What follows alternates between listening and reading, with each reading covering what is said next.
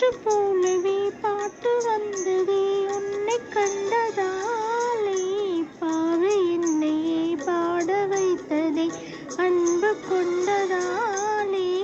உன்னை பார்க்கையில் என்னை பார்க்கிறேன் உந்தன் காந்த கண்ணில், நன்றி சொல்லி